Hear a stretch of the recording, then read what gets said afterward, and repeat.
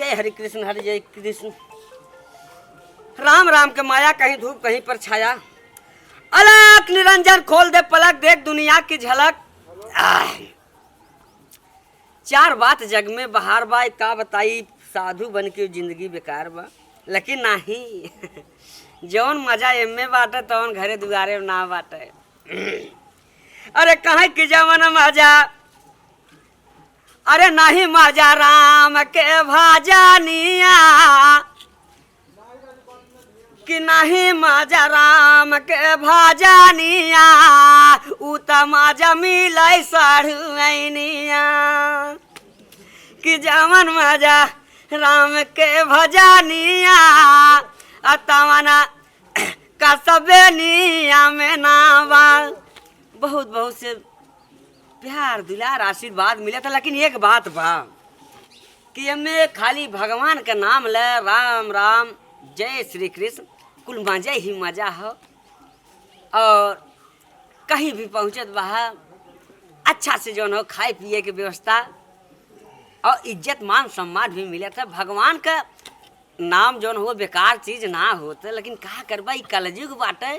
इस कलयुग में आजकल देखा कुछ लोग भगवान का नाम लेते हैं और कुछ लोग देवी देवता के लेते हैं और नहीं कलयुग वाली देवी के लेते हैं। लेकिन ये देखा हम दोनों ओरी चली जाए और जब दोनों ओरी चली तब हमें मजा आवेला। तो एक नाते कही तो ये भैया हो तो हम सही बोलीला तो सही बोलीला सबके जहर लागई हो सही बोली लो सबके जहर लागई हो सही बोली लो सबके जहर लागई। जब सरवई के सर कहीं नवर लागे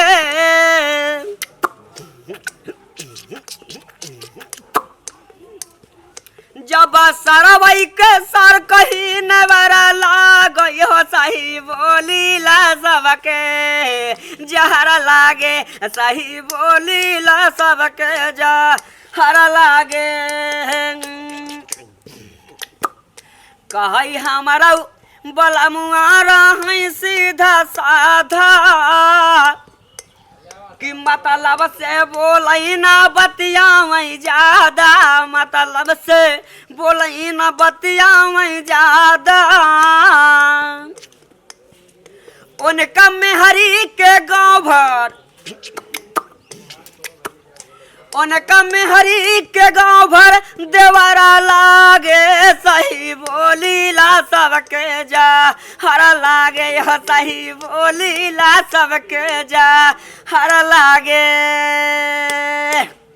कड़ा के बम लगी दम मीठा गम कमाए दुनिया खाए हम। हमार नाम हो निरहुआ बोल बम।